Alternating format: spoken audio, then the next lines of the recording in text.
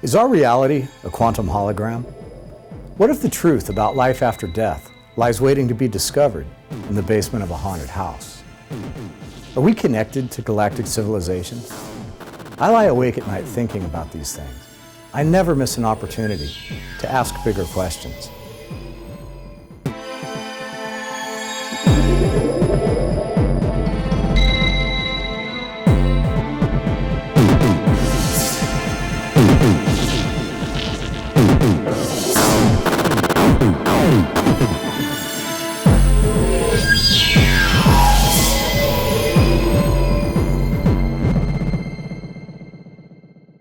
This is another special edition of Bigger Questions. I'm here with Zen Benefiel, and he's written a couple of very amazing books coming from another very esoteric standpoint that we're going to explore.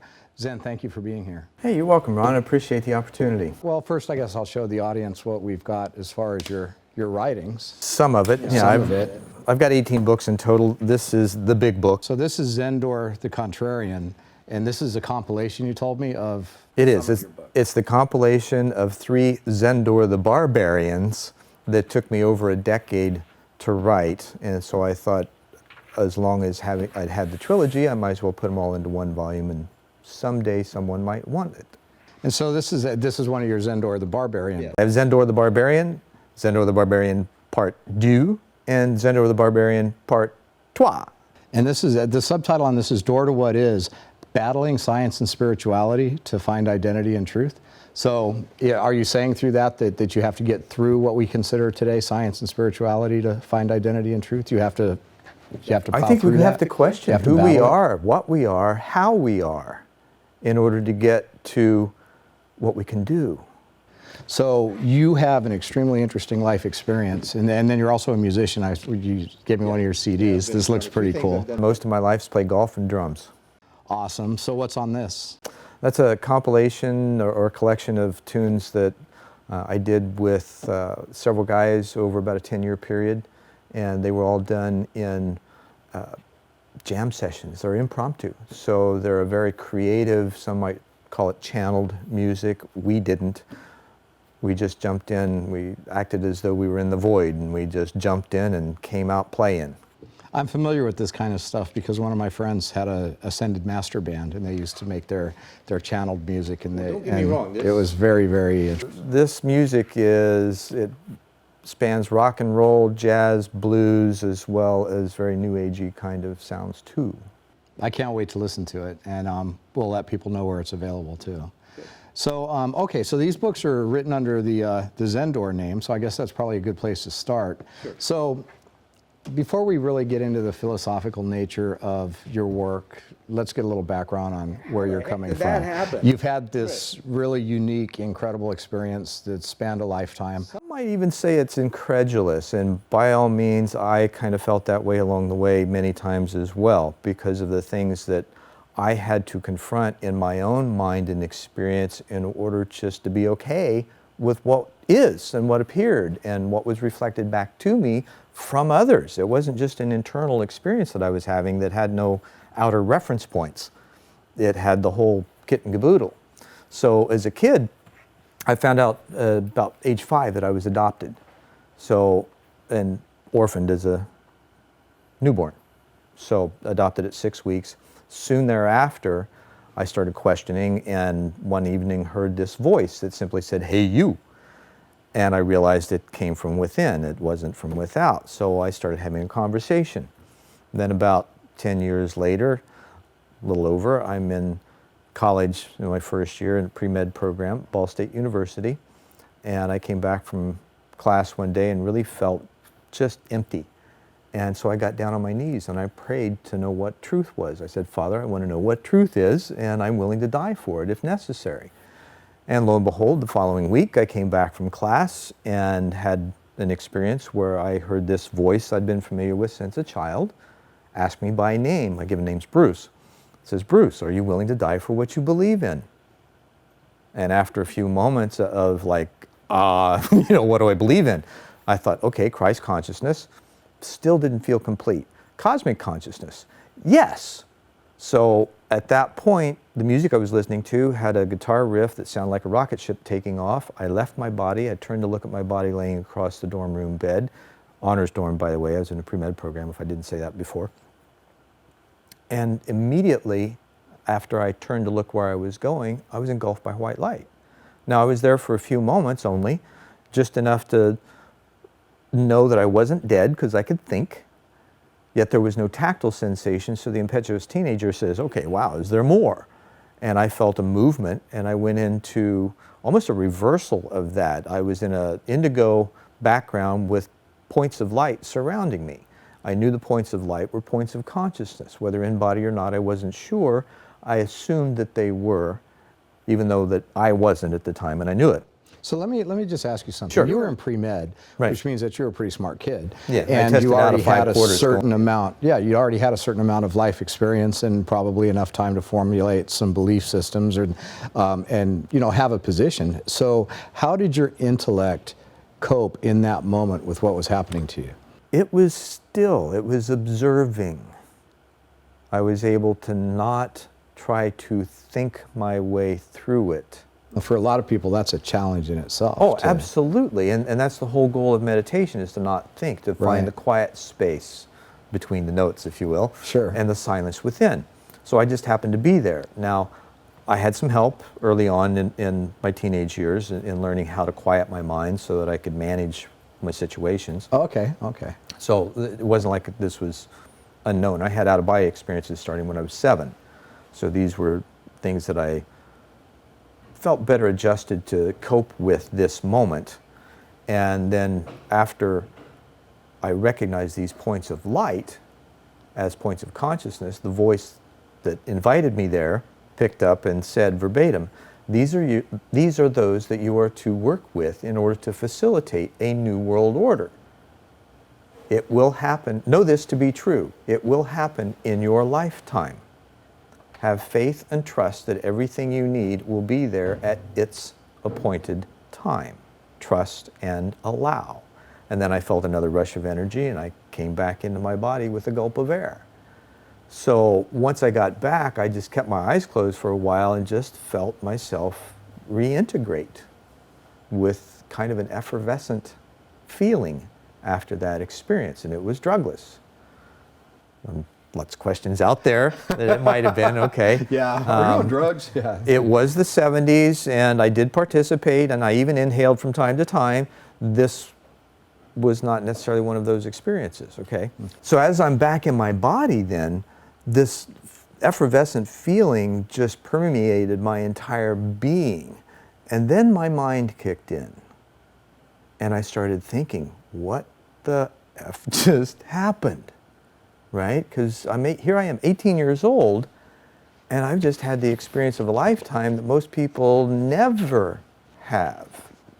And here I'm gifted with this experience. My marching orders, people want to know, hey, what's my purpose? What's my mission? What am I doing here? I didn't have to ask anymore. Now I know.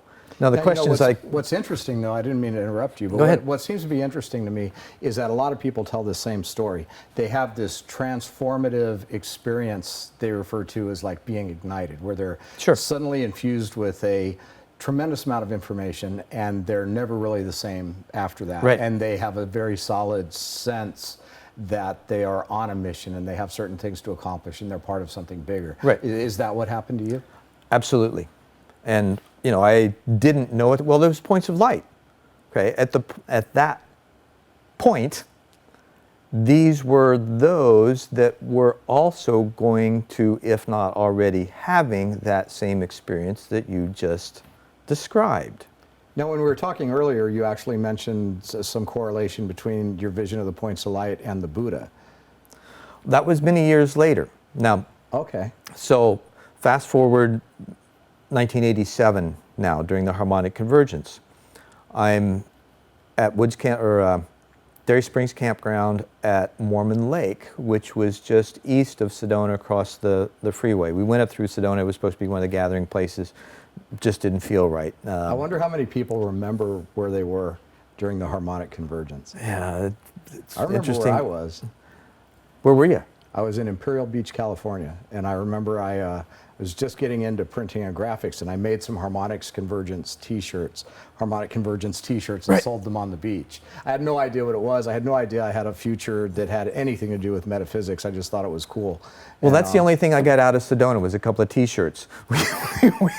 We went through there. We stopped at the Crystal Castle, which supposedly the guys knew a little bit more about what was going on, because I only found out that Friday morning on my way to work. I was working as a production control coordinator for an aerospace company in Phoenix. I was in charge of $7 million a month in shipments over 800 part numbers.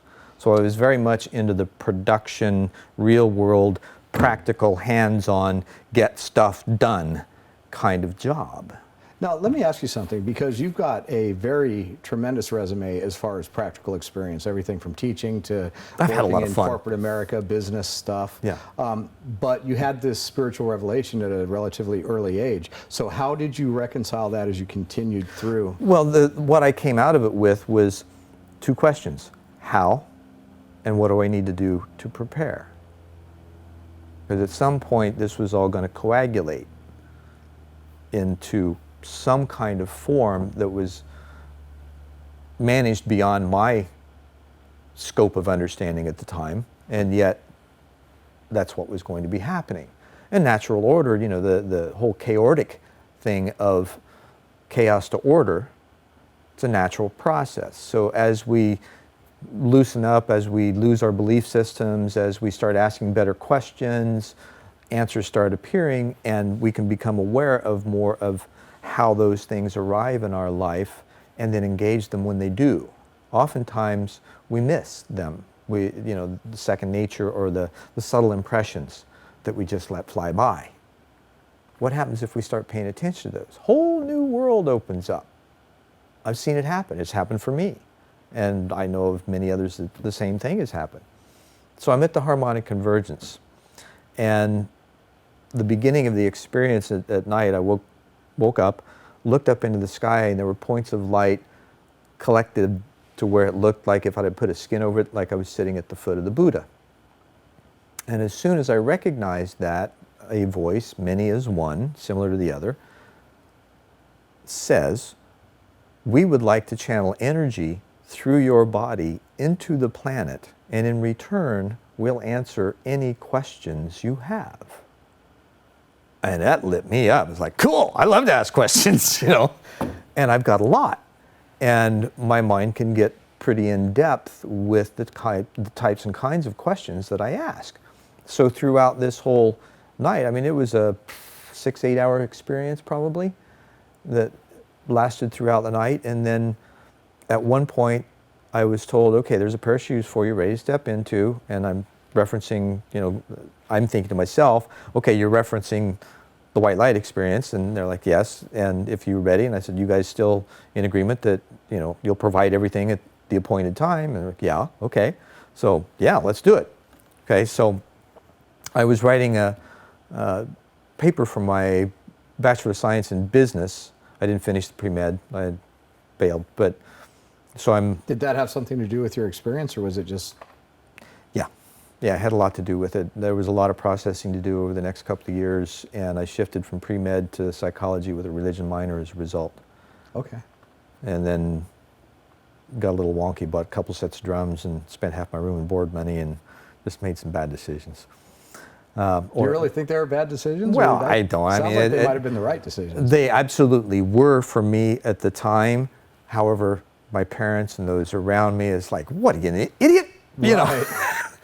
So, we do things even in spite of those around us, as long as it resonates within us. Sometimes we just have to do what we know to be right for us, regardless of what everybody else thinks. And that's really tough to do for most people, because we're in a, for lack of a better, a codependent society. And we want to do what makes us likable, right? And we have to get over that.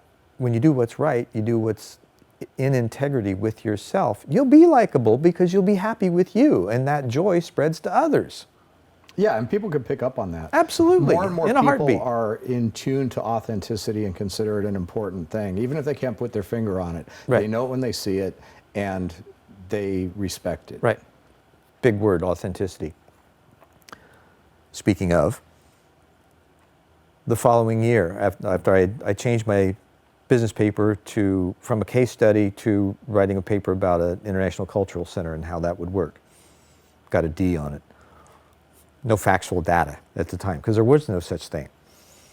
So the following year, I'm involved with a newspaper, and I write an article, and it's being published in Arizona Light, and underneath it, there was a display article, or a display ad for Stephen and April White, who were channeling this couple called Ashtar and Athena. Now, I really wasn't too sure about that, but prior to that, about a month before, I had been to a full moon meditation with a friend of mine. We were sitting outside in front of my guest house, and our conversation fell quiet. I went inside and I asked my proverbial question of who am I, because orphan and adopted, I'm still asking, don't know my biological heritage.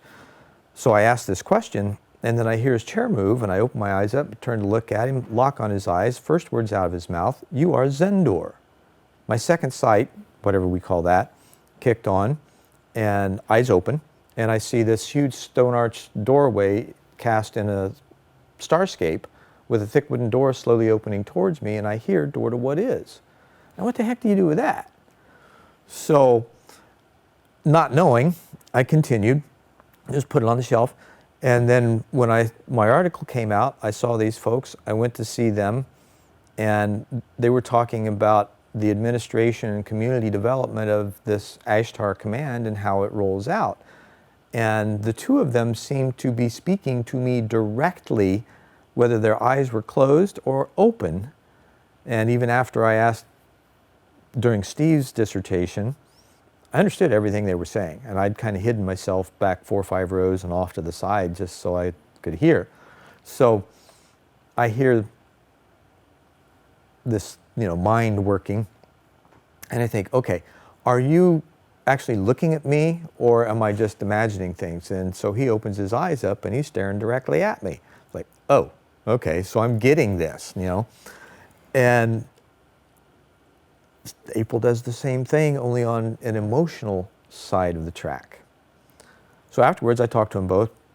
They have no idea what they said. I'm hoping there's some kind of, correlation or ability that they might have to share and make it relative so that I could at least get some closure and bring it from the esoteric and this channeling back into the real world. Didn't happen. So about a month later, then, I'm working for as a volunteer for an organization called the New Age Alliance, and it was made up of member groups in the Phoenix area of New Age churches, businesses, study groups, and what have you. And the idea was to have a common ethic that we all adhered to in order to present accountability and responsibility in the New Age. So I become an investigator for them. I take my daughter with me, my 8-year-old daughter at the time, name's Crystal. We went to a group who was applying for admission, a guy named Lauren Schmidt, and he channeled an entity named Jabbar. So I introduced myself on the way in. We talk a little bit. I tell him why I'm there. Nothing else. He knows absolutely nothing about me. So he goes out, gets dressed, comes back in, starts doing his thing, talks to several people, comes over, stands in front of me, looks at me in the eyes, says, "You're still looking for your parents, aren't you?" What do you do with that? And I said, "Well, yes, and I've given up my terrestrial search and turned it to the celestial side." He says, "That's great, but you still would like to know who they are, wouldn't you?" And I said, "Sure." And he says, "Okay, would you like to know their names?" And I said, "Well, yeah." And he says, "Okay, they are," and all I hear is and I blocked it. So this is how your mind works sometimes. It steps in and says, "No, I don't want to hear that." "Yes, I want to hear that." "No, I don't want to hear that." So I didn't want to hear that, even though I said I wanted to. So all I could do was say thank you, because there was nothing to engage, because I blocked it. I was embarrassed. And so he went on, and I turned to my daughter. I said, "What did he say?" And she said, "Ashtar and Athena." when you have that kind of presentation coming back at you, and it's not created internally or you're not imagining, it's a real world experience that you're having that could be happening on multiple dimensions at the same time, what do you do with that? You just kind of take it in stride and observe it, say, okay, now what's the practical application of that? What do I do with it? So from there, about a decade later, Wait a minute. Let's talk for just a second about Sure. how you assimilated that knowledge. So did you take it as truth, or did you just go, yeah, okay, whatever, and move on? Both. Okay. You have to take it as truth because it's in your experience. So you felt this to be true. I resonated with it, yeah, and I didn't understand why. Now, did you feel any connection with Ashtar and Athena? I did, very deep. And again, you know, when you feel those things, that you have those stirrings of your soul, so to speak, that you don't really know why, and yet it's obvious, and they're there, and there's this resonance that happens. I would say it goes even more to a coherence that is inexplicable, and yet it's on. So that was the beginning of Zendor? Yes, it was. And, you know, as I said, this was over a couple-year process of this rolling out in order for me to be able to cognate and cogitate and coalesce and let go of whatever belief system inhibited me from accepting that. Sure. And so you had, you know, you were obviously developing along a new age metaphysical, for lack of a better word, trajectory with your involvement with these groups. Not entirely, because I was also still embedded in the production side of things. I like to put people, places, and things together to do stuff. But you were part of the new age group that Yes. was kind of I was heavily charting. integrated in that arena in Phoenix at the time. We actually would put it on be the fair to call these people pioneers in conscious applications towards the way in the things late are done '80s. I now? would say Yes. absolutely. Yeah, so you were starting this stuff before it was getting big and before it was mainstream. One of the early think tanks along these lines. Yeah, Yeah. yeah. I would have to say so. I mean, it didn't seem like at the time we were just trying to figure out how to deal with these almost, you know, seemingly incredulous experiences, how to make sense out of them, what to do with them, and moreover, how to be practical with the understanding that they brought, and how to bring that back into the real world with some kind of credulity and application that help bring people together better. So you were coming to grips with this cosmic connection. At the same time, you were sort of opening your eyes to the realization that these existing systems are no longer going to function at some point, and that the whole way we do things needs to be evolved on a conscious, interconnected level. And this all began Absolutely. to fuse into, Yeah.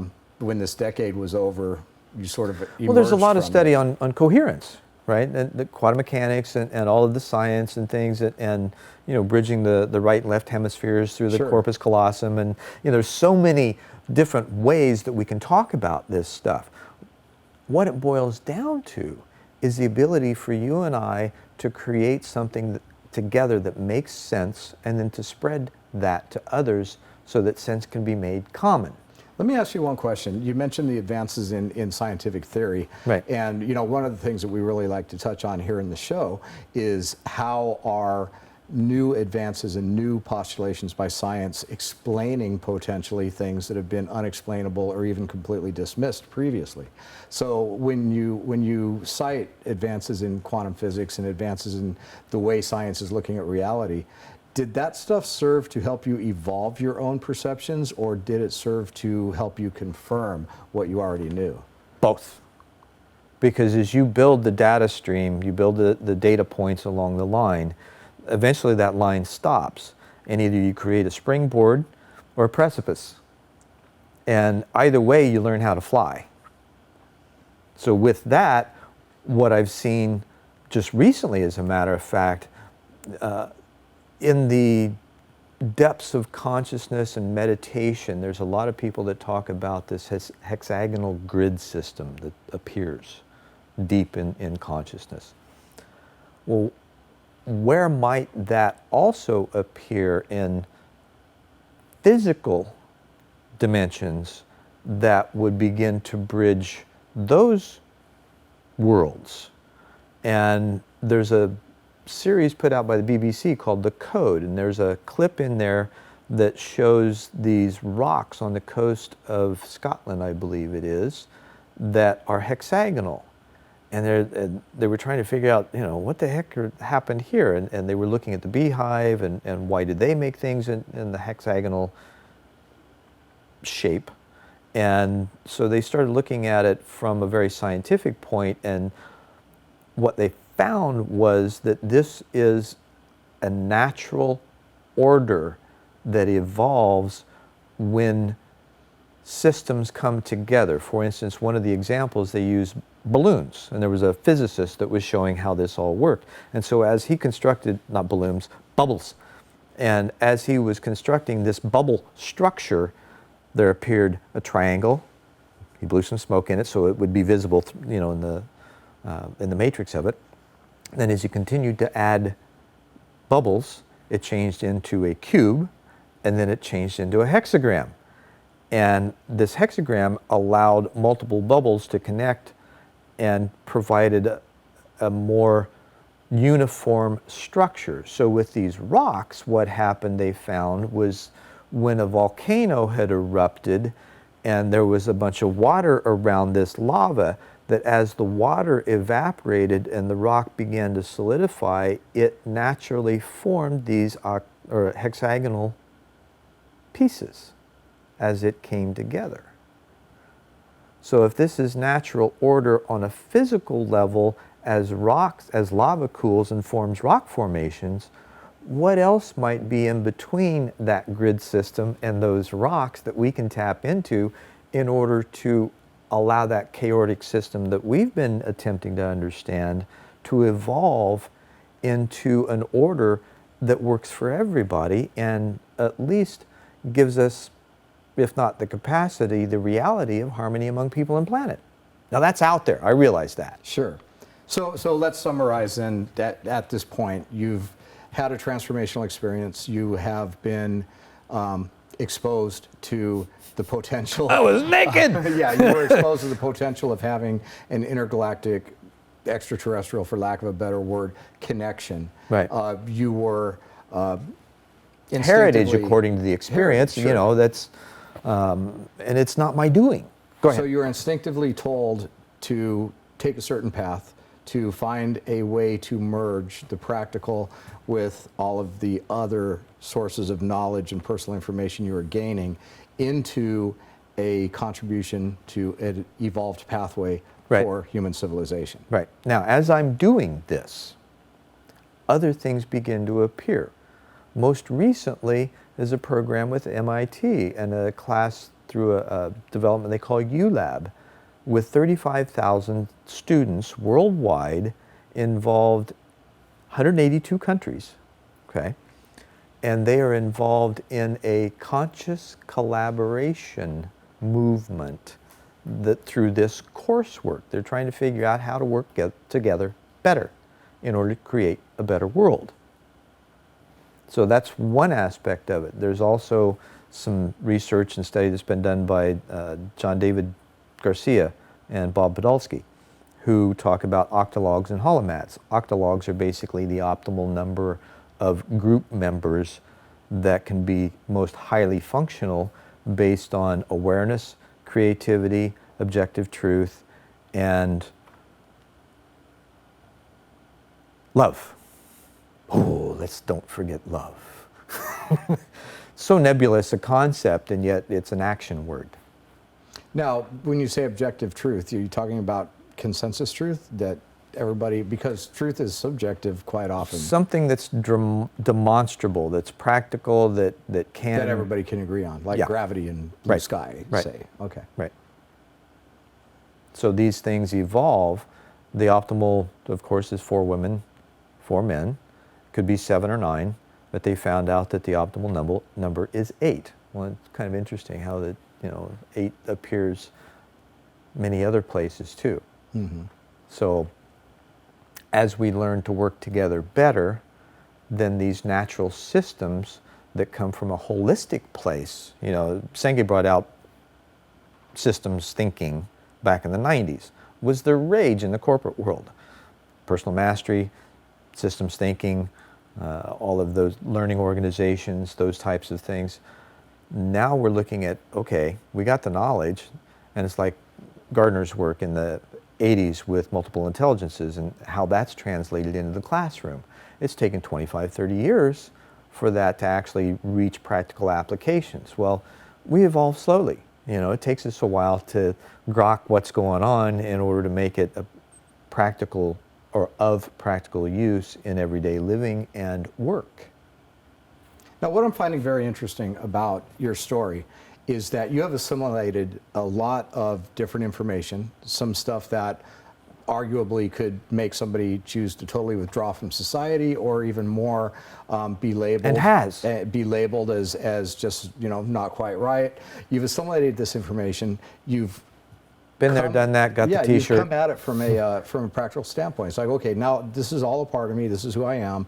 Now, how do I actually bring this back into the world, move forward in a way that makes a contribution that everybody can understand? So it's almost like you're coming from a place of knowledge, knowledge and experience, but we don't need to talk about the place you're coming from as much as at this point. How to articulate where we might go. Yeah, where it's brought you to, and, Right. and the unique position it's put you in to put forth ideas and concepts and actual practical applications.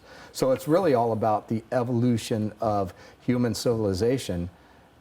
Take all the other stuff and put it aside. Right. It is about, okay, now that was then, this is now. Now I'm doing this, and how I got here might be unique, but what I'm doing is vitally important, and here's why. So take it from there. Right, and there's many others who are doing the same thing. So as we grow together, then we begin to discover new things about ourselves and how to work together better, create conversations, become vulnerable, and look at what's not been working with ourselves and change our attitude, make better choices, realize that, hey, maybe we are cosmic consciousness condensed into form, becoming aware of the fact, even though it may be slowly, and yet it's happening. You know, there's all kinds of evidence when we step back and just observe what's happening. Jose Arguelles and I had a great discussion in '97 about the harmonic convergence and the 50-year segue between the Piscean and the Aquarian age. Opening at the harmonic convergence, tipping point, using Gladwell's stuff, at 2012, the solstice. So this is a waxing of consciousness, if you will, and awareness. So as it builds, the only evidence you need to be aware of is just looking at the marketplace. You know, there's all kinds of stuff that just hit the market, and it's almost like the information curve. It just almost went straight up there for a while. So the tipping point then, what do we do after that? Because there's a 50-year window. Here's the tipping point. We implement that new awareness of how connected things are, of what this nebulous oneness term actually means. We learn how to implement that back into the existing systems, and so that which doesn't fall into order will naturally dissipate and fall away over time. You know, what's really interesting is that there are a lot of people who will say that is happening. There's a lot of people who would point to things happening in the Middle East, et cetera, and say, well, it's not really happening. But what is undeniable is that there is a movement, but nobody's leading it. This is a human individual evolution that's happening. This is what's and so we cool. don't need anybody telling us what to believe. We're figuring it out for ourselves. Exactly. And we're making the change. It's like Gandhi said, be the change you want to see. Right. Even Obama said that. But the point is that it's actually happening, and it is manifesting in that way. There's a wonderful organization that was created with what has been termed as swarm leadership, okay, which there really is no leadership. I think it's a swarm concept. You might remember the name of this organization and this service. It's called Visa, the credit card. It was originally established through this swarm application where here's a job, here's something that needs to be created, here's a group of people, have at it. Figure it out. They did. And we're seeing more and more of this model all over the world. You Right. know, the Millennium Project has these independent nodes that are all functioning collectively, yet independently. Now the old school, the old century thinking, the old world order, still attempts to put its hierarchical structures and command and control systems back into place because that's just what they do. You know, they're so used to it. They're in their box, and even though we got the lid open or we're outside of it and we could read the labels to know what's inside the box, it's still the box. So then we have to learn to raise the lid up and climb inside and nudge them to come out and play a little better. And over time, that's what's happening. Whether those in control because of their age are beginning to die off through, natural selection. Okay, we're rising to a new civilization that has a new living awareness and is creating this thoughtmosphere of love and harmony and collaborative effort and looking at, okay, I've got this skill set, how can I apply that to this challenge? And we're looking at the challenge to change. There's only 3 letters difference, the LLE. Liabilities, limitations, and excuses. You take those out of the equation and you have change. Now, I took that concept and produced an annual conference for what was then called the American Society for Training and Development. It's now the Association for Talent Development. It's a global leadership and instructional design support organization for corporate training. So our subheading was removing liabilities and limitations in the workplace. So imagine if we could learn how to identify first those liabilities, limitations, excuses that we personally have and really examine them and just say, okay, why do I have that? And just look at it. Don't make any judgments because we're good at that. But as soon as we make a judgment, then we polarize. It's neither good nor bad. It just is. It's like Kai-D played Wolf Fat on Hawaii Five-0 as one of the guests on my early shows. He said to me, Taoist philosophy, it's either desirable or undesirable. There's really no judgment of good or bad. And if it resonates, then maybe it's desirable and we can build on that. It adds to our living experience. If it's undesirable and it doesn't feel right and it takes away from our life experience, then maybe we want to notice that and just leave it be and move on. Does that make sense? Yeah, it makes perfect sense. So you talk about losing a lot of this old paradigm through attrition. Mm-hmm. These old relics are going to It's an evolutionary process, like to pass away. Everything.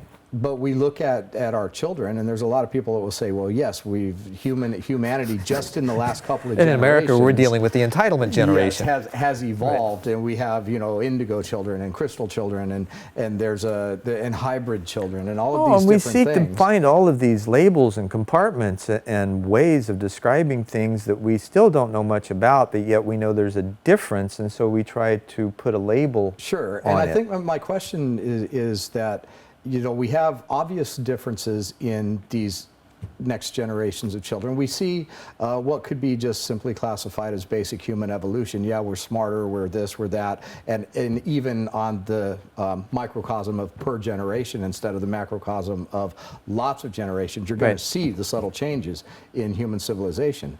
And so you could look at it like that, or you could say that there is the divine spirituality is evolving, but then there's also a tremendous amount of conditioning. The ability to condition entire populations has evolved as well. And so we're seeing kids that they might be smarter and they might be Bloom's work, the Lucifer principle, it goes through history and how populations have been manipulated by a few. Just historically and scientifically, this is what happened. Now, what you said something about the subtle nature of this, both things are happening. What we're doing spiritually is those subtle impressions we're paying attention to. Scientifically, now we have the electromagnetic spectrum that we're dealing with, right? When there is a shift in that, as far as, for example, the Earth is now in a new place in space that has a slightly different rate of vibration than the place that we were in the Piscean age. Let's just use that as an example, right? And I believe there's science to back this up. That subtle shift trickles down through us because we are subtle energy beings. This is that multiple layers of consciousness that we see as the electromagnetic spectrum is also within us as cosmic consciousness condensing into this form and allowing us to make different choices, to observe a different reality because of those choices, and to perpetuate this new living awareness with the help of others by making collective choice of a nature that supports life. So you're saying that various subtleties in the energetics of physical reality and our place in them as physical beings can actually have an effect on the outcome of human evolution? Absolutely, and this is what the Galactic Federation is attempting to get through to us in oh so many ways.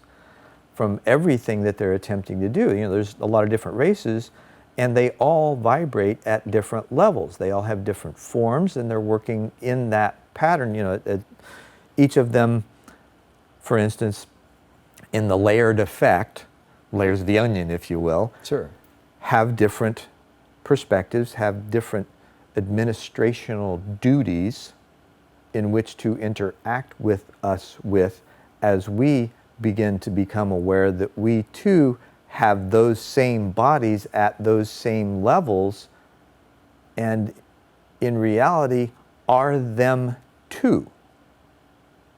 So, you know, you bring in galactic organizations and you bring in a lot of different races, and there are many people who say that there are a lot of different races, and some of them have different agendas and different desires for humanity's outcome, and that some of them are flat out manipulating us if given enough ability and control, and that some of them are working to, you know, minimize that impact.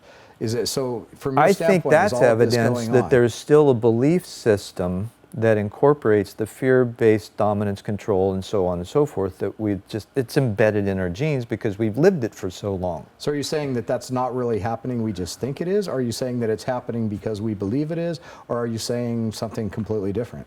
I'm saying that a belief is a very strong thing. And when it's embedded and we live it, it produces the reality that we've locked into, so we will see what we truly believe. Now that does not make it objective truth. Now, what do you say though to somebody who didn't choose to believe any of this stuff? I mean, you had this experiential thing that happened to you that led you to know on an instinctive level that there's certain things going on in outer space, certain things going on in inner space, that unless somebody had that experience, you could never convince them. But you didn't evolve a belief system and just start believing in something because you chose to. You experienced something that led you to a belief system. So to kind of say, well, people are choosing to believe a fear-based belief and they shouldn't be doing that. I honestly try to keep it out of a belief system. I simply... But something happened to you and you believed it. Sure. Right? Well, I mean, what it I'm either saying happens or it doesn't. There's no belief in that. So are people reacting from experiences that are valid, or are they... it's almost like what you're saying is that... Well, there's reaction and there's response. Okay, reaction usually comes from a chaotic energy that's produced from it. Right. Which often is a choice in how they respond to it. Fear can do a lot of things, even when we say we don't have it and we're confronted with something that shows that we actually do, we're going to respond or react from that place, and our experience will be based on that. Being out of control, feeling like we have no control over what we're doing, and that doesn't mean that our soul, now I'm going to jump back into the spiritual side for a moment, and the natural evolutionary, the timeline that it's on has a certain agenda. Now, whether we're ready for that on a conscious level, whether we've done the prep work, we've had the ability to make the choices to do the prep work, but we don't always do that because we have the ability of having free will and choosing to acknowledge the subtle or not. And when we don't, sometimes we stay in those systems, and then when it's time for us to have an experience, we may not be as prepared as possible for it, and so we respond or react accordingly. I'm still not clear as to whether you're dismissing these realities or just saying that there's something wrong with the, not really wrong, but out of balance about the way we're I responding. really don't want to dismiss or deny that it's happening, because it does. Try to come up with an example. Like Sure. say that we understand that the oceans are in trouble. Right. People pretty much know that. Now some people will choose in what they do with their time to sound the alarm, to let people know, hey, the oceans are in trouble, we're killing them, we're fishing them out, we're doing terrible things to the planet, and this is what I want you to know because I'm very concerned about that. While a whole other segment of population might say, well, yeah, that might be true, but you know, I'm a vegetarian anyway, so I don't care, and I'm not going to put that focus because it's not my concern. But it doesn't mean that it's not happening. And Absolutely. It doesn't mean that it doesn't have a huge impact. And so what I'm hearing you say And is the clarion call that they're putting out is just as important. It's a fear-based call, you're saying, though. No. That's a reality call. It's what we're doing. We're polluting the air, earth, and water. So what can we do? When we talk about different influences, be they extraterrestrial, spiritual, or interdimensional, even of different forces that are impacting or potentially impacting us, you're saying that that's not a reality? Because I'm comparing that to the reality of something, say, of the condition of the oceans. So I can only offer a reflection from my direct experience and know that to be true. Mm-hmm. I can't speak for someone else. For me, I've not had that experience. There's been opportunities because of the vibratory shifts or the level of energy that's been present that I could have had I been prone to. And I was able to allow the experience to take place and see it from a different perspective rather than desire to control it. Now, that's two different ways of that experience. Now, it's also, in my opinion, a way for us to look at the type and style of behaviors that are mirrored in us and our society. So if we don't like what's happening over here, then why did we let it happen over here? Kind of thing. So these are reflections that we're being shown as to how to deal with that. The ability that we have to make those choices to change that process within us then might also ripple through the thoughtmosphere and change, like the butterfly effect. Okay, it's not going to happen instantly. Right. Okay, change takes time, and sometimes it takes lifetimes, sometimes it happens in a week, and sometimes it takes thousands of years. The process is different for everything. The reality is, and perhaps the objective truth is, it's a process. And when we begin to see it from that place, we can have different perspectives of it depending on where we look at it from. Okay. But what about people who would say that they're being directly affected by this and they can't just jump outside of that box and choose to look at it a different way? It's almost like, you know, say the family of somebody who was involved in a tragedy with a drunk driver. They can't just jump out and say, well, I'm going to no longer be in that mindset. I'm going to no longer be affected by something that happened to me, and I'm going to choose to look at it differently. A lot of times people feel they don't have choices. Emotional trauma is a real challenge to make different choices in. You know, I just lost my adopted father a couple of years ago, Parkinson's. I watched him from a stalwart, valiant man to a very diminished capacity,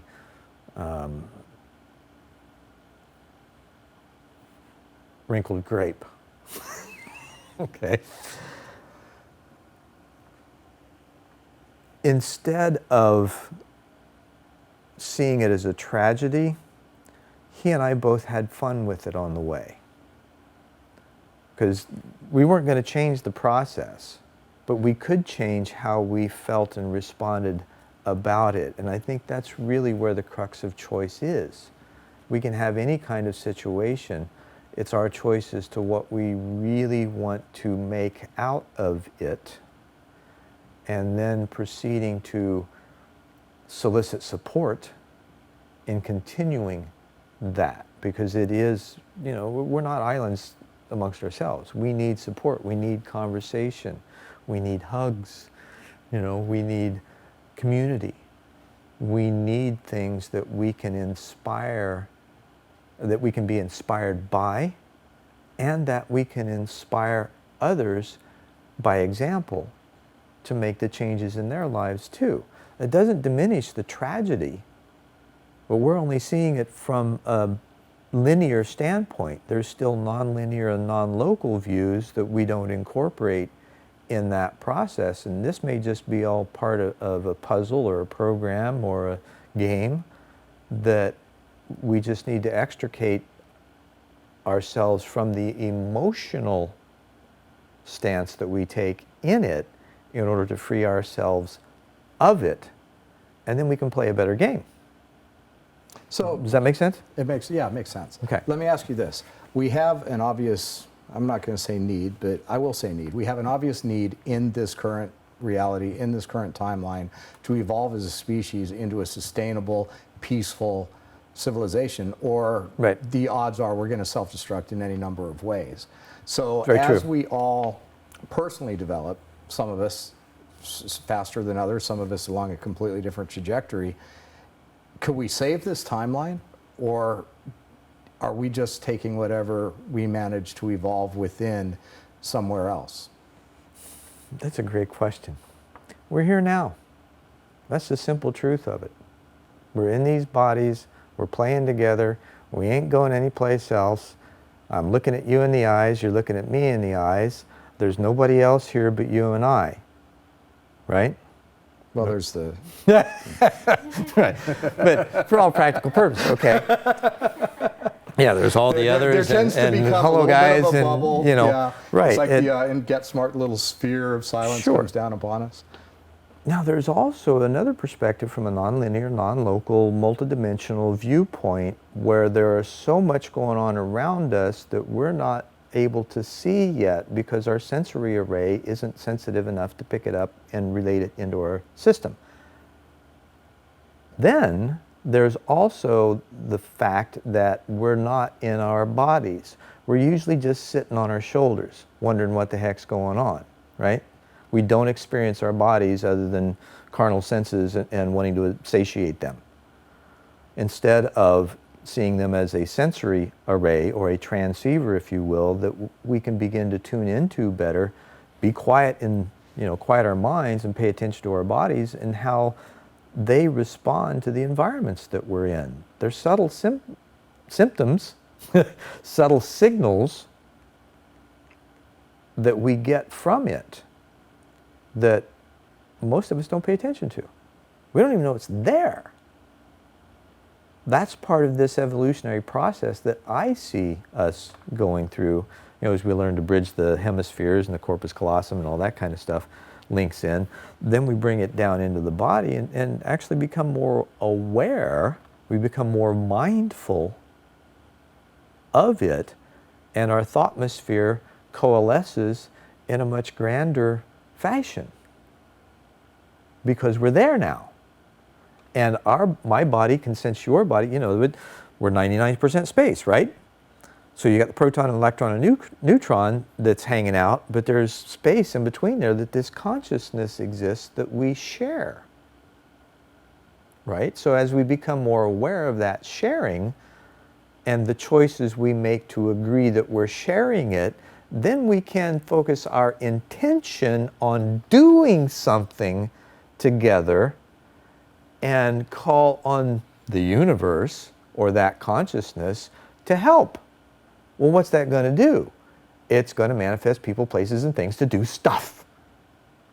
Right? Right. So when I was really, Dudley Lynch is the one that gave me the name or the title of Possibilities Coagulator. And it's so rich with possibilities to coagulate. Just the fact that, wow, here we have all of these things. How do we work together better? What are the better questions that we need to ask in order to facilitate that?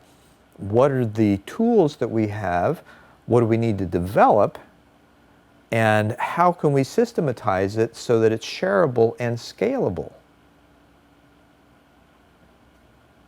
What do you think? Well, I think when I hear possibilities coagulate, I think of something just reaching a certain point and then freezing, and so it loses its fluidity. Ah, does it now? That's the question. Does it coagulate or does it coalesce? Well, the coagulation, like blood, okay, it coagulates to clot, Right. to keep from seeping. So we've been seeping, and it's not been good. So now as we coagulate, we stop the leaking, right? And we begin to look at our system and bring it into a cleaner operational capacity. Let me ask you this. And it coalesces with others. Yes, there you go. We're coagulating our Yeah. I mean, if we can get lost in semantics, But I talk to people, and the bigger question show is all about the two most important questions facing humanity: are we alone in the universe? Is there life after death? What is science bringing about to help us reconcile things? Those are the two most important questions? I believe so. Yeah, and I debate that with people a lot. So I could debate it with you if you like. I think that there really is no two questions. I see it as who am I, what am I here to do, and how can we? It's threefold. And how can we play together better? Yeah, but once the question because we're here. Once the question of whether there's life after death comes into play, the whole way that we approach that answer changes. It's a fundamental knowledge that although it's sunk into a personal introspective understanding, it is not cemented into the science and the knowledge of the civilization as a whole. So we could say, well, of course, I know that there's life after death. I meditate. I know that I'm a spiritual being. I know there's life in outer space. I've had these experiences. The odds are just against it. Right. But these two facts have not been universally acknowledged here in this place. And I believe, honestly, that when they are, it will change the way we approach those answers. And it'll and even beyond that, Zen, it will change the number of people who see the importance of approaching those questions that you just outlined. Because right now, there's a significant number of people that don't see the importance in that. And that's where I was going with the second half. What I was going to say is I will talk to people all the time, and they'll be like, yeah, whatever. I mean, yeah, sure, there's life in outer space, but they're not going to make my car payment. Or sure, there's life after death, maybe, but I don't know. And so, how much I'm going to let that govern the way I live is going to be based on the amount of faith that I have or lack thereof. And so what we have, until we really can coagulate around those two answers, is a society that is approaching life from a completely disparate Well, there needs standpoint. to be okay, so based on what you've just said, I can see the wisdom in those questions. And I see it this way. I see the rollout of those questions moving towards a really in-depth investigation into how science and spirituality reveals a universal structure that we can begin to understand. I believe that we're getting to that point. The fusion of science and spirit, you've talked about it in your books. Sure. We're not there yet, but when we do, I believe that is going to be the single largest catalyst that propels humanity forward. Now, we hear a lot of things about the 100th monkey effect, right? There was a group called Cultural Creatives in the 80s, early 90s, maybe, and a book written about them, that these were kind of the predecessors like me. They are the predecessors of a whole new demographic now that hasn't really been identified yet. And I was classified as one of those. You were a cultural creative. I refer to those in the target demographic of Evolve Television. Okay. Actually. So we are part of that. We have continued to ask those questions and to understand ourselves better, because there's a symbiosis. The more we understand self, the better we understand others. So in a sense, you could say there's no ego without we go. Right. So, and that's just a really simple phrase, kind of cute, but it really makes sense. So in that common sense, from that place, we launch into this potential of reaching a tipping point, which we may have now, because there's so many things that I'm seeing, and I've just got a really limited view because I'm just one guy, right? But with you, Lab. Well, no, there's 9 layers of you in a whole galactic lineage. I mean, you're not one guy. You're like, yeah, busted again. True. And with the physical world, there is this evidence that's appearing. It's like with the show that I did back in the 90s. I asked several questions. What prompted you to do what you're doing from both inner and outer perspectives? What fears did you encounter? How did you overcome them? How do you see that fitting in with the common human experience around you? How do you see that working into building community? How do you see the global community evolving? What barriers do you see to it? How do you see them coming down? What evidence do you see of it? And what practical advice can you give for everyday living? So now I'm seeing this whole concept recycling in massive ways that, for instance, MIT, the 35,000 students in 182 countries. Wow. Now imagine that in multiple streams or in multiple ways and happening simultaneously without the knowledge of each other's existence. So what's going to happen when somebody goes, oh, I see that over there, I see that over there, I see that over there. Are you guys talking to each other? What's going to happen when that happens? So the potential salvation of human civilization, to keep it off of the trajectory that it's on, is really going to be the implementation of practical standards and applications brought about by people who are coming from a place of a deep spiritual knowing and fusing it all together into the path that I think the mindfulness term really applies, and that seems to be something that's ubiquitous now. One of the other pieces of evidence, and this comes from a very corporate-driven organization, the International Organization of Standards, I think, which is actually, they call themselves the ISO. Why that's so? International Standards Organization, I think. But that's not the name of the organization. Right. I've always, it's another name, but they say ISO. So anyway, the ISO 9000 series is used in the aerospace and machining world as a quality standard, and it's certifiable, and companies have to have them in order to get aerospace and military contracts for any kind of production. Okay. This same organization put together 90 representatives from 90 different countries, and they created a document called the ISO 26000 Social Responsibility Standards. And see, this is fascinating information, and the reason it is because people talk about all the time, oh, well, we need to evolve capitalism, or we need to evolve business, or we need to evolve the way that the capitalist model works, or the way that companies work, the way that business works.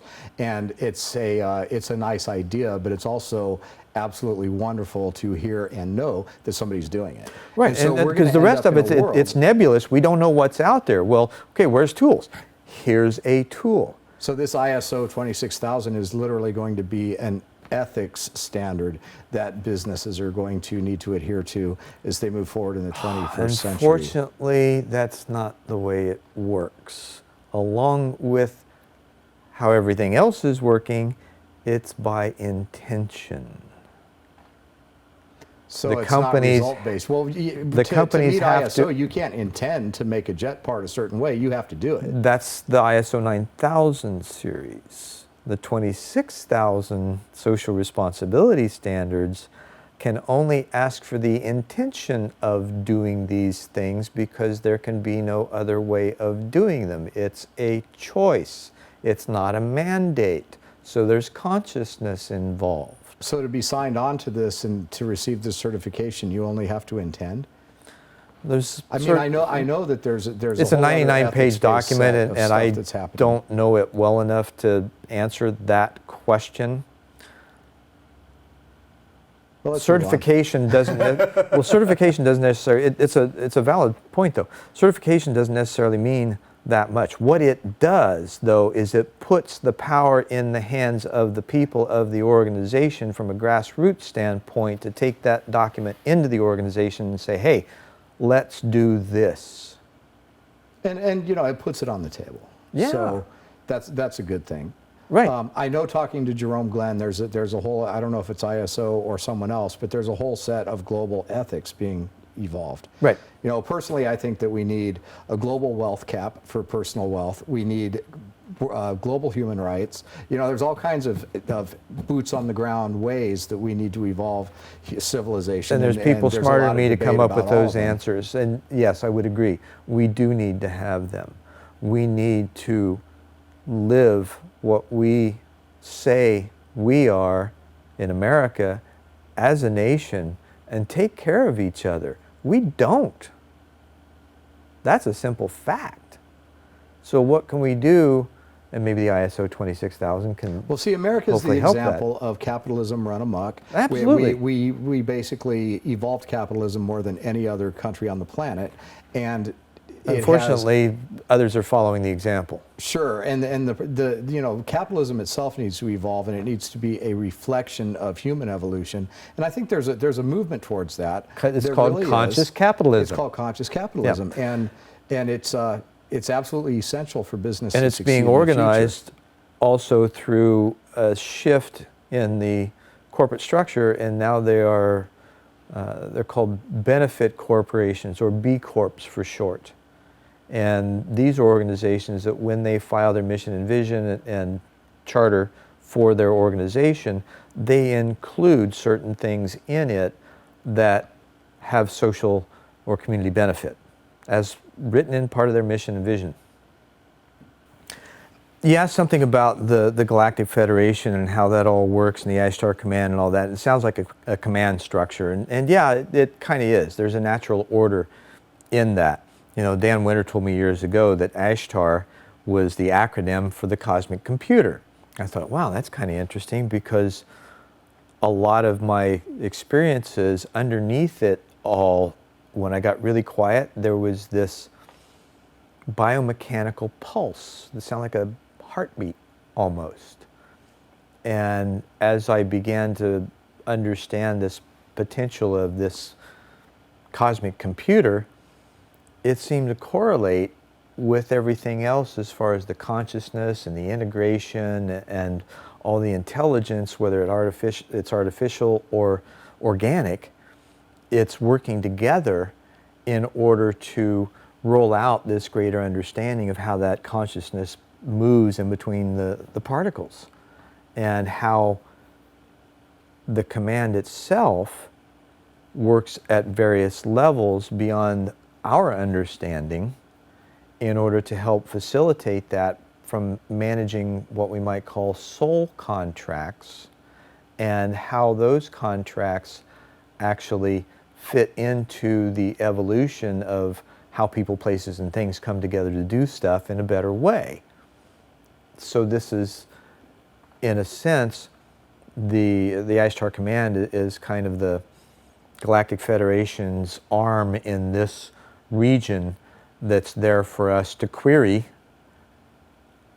and depending on the ability that we have to ask the questions, and the depth of them and the nature of them determines the information that we get back, and then how it all filters and coalesces together as it rolls out.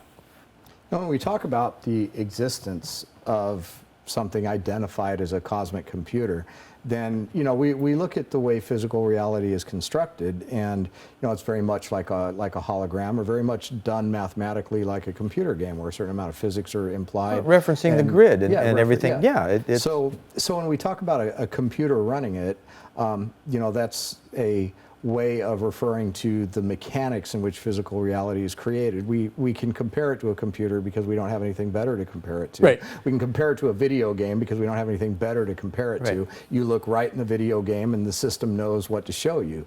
You shoot the bullet in the video game, the system knows what to do. So it's, you know, science is proving more and more that this holographic nature of our universe functions through the laws of physics and the laws of mathematics as literally a computer game kind of simulation.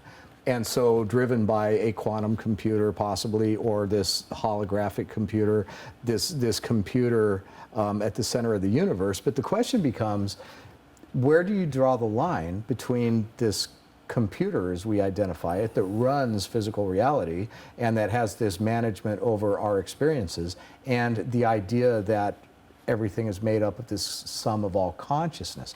Is the computer and the consciousness separate? No, is absolutely this not. universe being ruled by an and artificial intelligence? how that matrix applies to us is, as our awareness increases, you know, whether I'm waving or a particle, it depends on whether you're observing me or not. Okay, so as we develop our awareness and our capacity to make choices, as we grow in the nature and style of our queries, of our actions, and of our collaborative efforts, that matrix defines itself according to our intent and actions. Individually.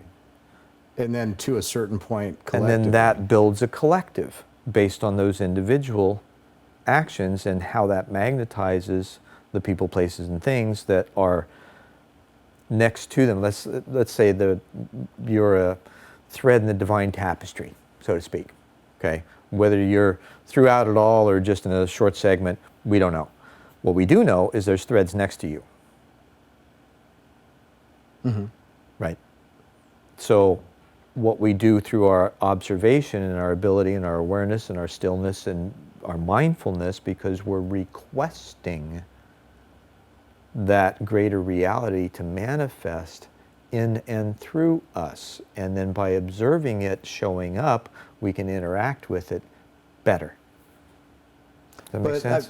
What I'm really trying to get to is how do you differentiate between what you can call the cosmic computer and what you would call the existence of the sum of all consciousness? Are they the same? And if they are, yeah, then I said it would almost be like saying that the entire universe is run by an artificial intelligence. Well, you know, here's a question I asked. Or that the sum of all consciousness functions on such a mathematical basis that it is in essence a living biological intelligence that's computer based, or that computers are based on the ultimate expression of life. We know that the universe is based on math and science. We've already been able to demonstrate that. Absolutely. So where would that lead us as far as the comprehension or the models or the concepts that we might create from that? Is that there is some kind of a biomechanical integration, you know, light, energy, photons, But that's all physical stuff. So that, you know, the idea but it's that driven by a consciousness. Consciousness can create physical reality based on certain laws that make it so that it functions in a cohesive manner. But does that make consciousness a machine? See, when you talk about biomechanical, it opens up this whole idea that... That's what it sounded like, and from that, I don't have the reference points to determine exactly what that means, only what it sounded like. Now, what do you think it means? Okay. I've kind of explained that, you know, there's this integration of that intelligence that has a natural form that's very much like a computer program, that it has levels, it has subroutines, it has evolutionary paths that once completed lead into a new level of evolution that continue on up the scale in the electromagnetic spectrum, that we become more and more capable to manage a greater and greater reality and move between the layers, so to speak. For instance, you know, there's been inferences and even some examples of telepathy, but it's not readily repeatable. Right. I'm not telepathy, I'm speaking of teleportation. Okay. That's something that over time, as we begin to develop our awareness of the mind and body connection and the clarity in it, that we may be able to travel from one place to another with the speed of thought. Just, well, but we don't have that capacity because we're not able to understand the nature and structure of reality well enough yet. Well, I think that, you know, the nature and structure of reality is subject to change. And I think that's where we are constantly looking for this, this holy grail of physics that says this is what makes it all work, this is what makes it all tick. And there's evidence that holy grail of physics doesn't exist, because there is evidence that when reality needs to do something that does not adhere to the laws of physics, it simply has the ability to cheat. Quantum photosynthesis shows us this. Yeah, we can crack the code. You know, we cheat. That's entirely possible. Now, again, the question that I think is more relevant for us is, how do we play with it in our current condition, and how can we grow into the questions that allow us to better understand it? You know, I asked a question back to the harmonic convergence. There was a point where I asked, if God created us, who created God? And at that point, I saw what Jose said you could see above the meeting places in an interview that he made, which was this rotating feathered serpent medicine wheel. And what it looked like was just a wispy four-spoke medicine wheel with the wisp in between the spokes, just slowly rotating in the sky. Well, I realized, okay, here's an answer, but I haven't a clue how to comprehend what it means. And on that note, we reach a certain point where, as humans, we have limited scope. And I think that perhaps there is a place in our quest for answers that we are just not equipped to understand. Not until we learn how to get along together and manage our planet. Right. Effectively. Well, I think we also need to expect, in order to really be able to comprehend, we'd need twice the brain power, 4 times the brain power. We're not the beings. You can't teach a bird to drive a car. I don't think you could teach a human to understand the complexities of if birds weren't meant to drive cars, they're meant to fly. Humans are meant to cognate. Humans are meant to have this experience here in this place. Right. They're not meant to understand who created God. Not here. We don't know. We're not right now. We don't know, because we haven't made the effort to learn how to get along and support each other in that quest. We have been fighting for territory, for control, for some hierarchical structure or the devolution of it, and we haven't en masse reached that level of thoughtmospheric action that might free up that next layer of the programming that allows us to understand universal law and order to the point of our extraterrestrial families or star families, or however you want to call them, that are trying to teach us that, hey, this will all come in due time. But see, you guys got to take care of business down there first. I think when we get to that point, we're not going to be human anymore. By the time we actually are able to puzzle our way out of the matrix will evaporate, and we will be these ethereal beings with this whole greater knowledge. And that's, you know, I don't think that may indeed be true. I don't think that as physical humans with these little small brains, we are, as of now, equipped. Even if the answers to everything were to drop in our laps, we just don't have the processing power to wrap our heads around it. Perhaps not. There's a story about Sanat Kumara in the Godfrey Ray King books and the Teachings of the Ascended Masters that talks about him being able to fractionate his consciousness 1,000 times, incarnated, same lifetimes. Okay, same time frame, and then reassemble those in order to become a planetary logos. Well, That's the kind of level you're talking about as far as our ability to do stuff way beyond the human.